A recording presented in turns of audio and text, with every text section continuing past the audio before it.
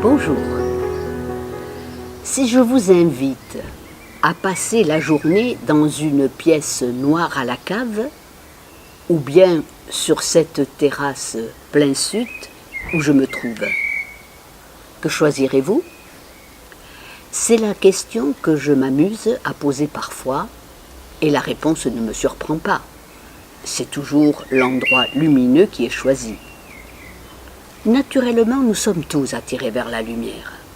La lumière est source de vie, de paix, d'amour, de joie.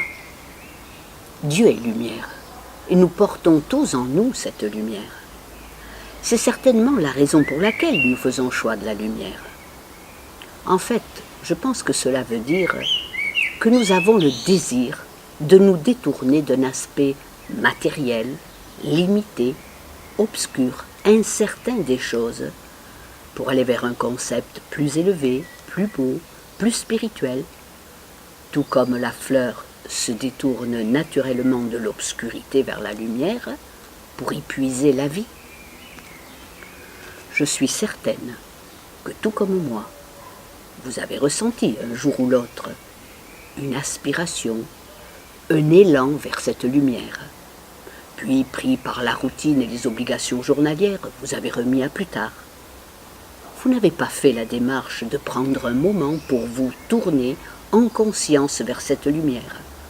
Pourtant, si vous commencez, cela devient indispensable, tant cela embellit et bénit nos journées.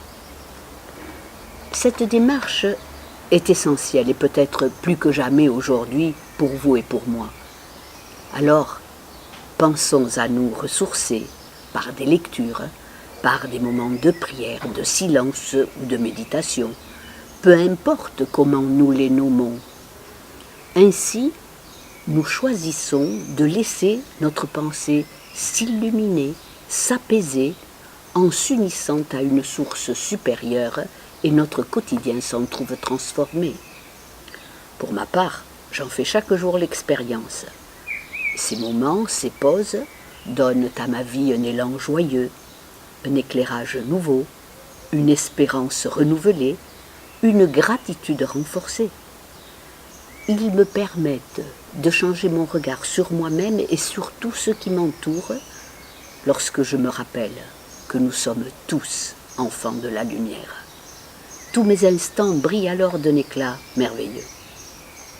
Un psaume dit « Quand on tourne vers lui les regards, on est rayonnant de joie. » C'est ce que je vous invite à faire dès maintenant.